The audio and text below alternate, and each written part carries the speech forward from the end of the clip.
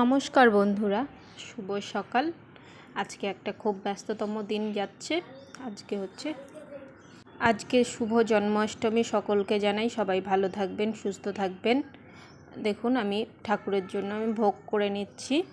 তাল ক্ষীর করেছি, তালের বড়া আর লুচি আর সুজি করে নিয়েছি। আমার ভোগ টোগ রেডি করা হয়ে গেছে। এদিকে আমি চলে আসলাম ঠাকুর ঘরে। এসে আমি গোপালের স্নানটা করিয়ে নেব। আমি গোপালের স্নানটা করিয়ে নিয়ে গোপালকে সুন্দর করে জামা টামা পরিয়ে রেডি করে নেব। দেখুন, আমি রেডি করে বসিয়ে দিয়েছি সিংহাসনে। দেখুন কি সুন্দর লাগছে। এবার আমি ভোগটা রেডি করে ঠাকুরকে অর্পণ করে দেব। দেখুন, আমি ভোগে কী কী দিয়েছি।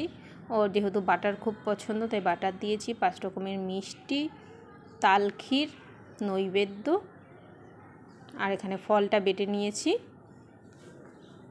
ভোগে আমি তুলসী পাতা দিয়ে নিচ্ছি, কারণ গোপালের ভোগে তুলসী পাতা ছাড়া কিন্তু সম্পূর্ণ অসম্পূর্ণ থেকে যাবে।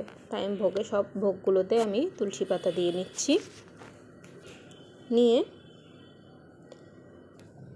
আমি ঠাকুরকে পুজো দেওয়া শুরু করে দিয়েছি।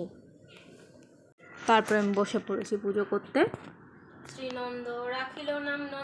এখানে পুজোয় আমি শ্রীকৃষ্ণের শতনাম যে আছে সেটা আমি পড়ে নিচ্ছিলাম।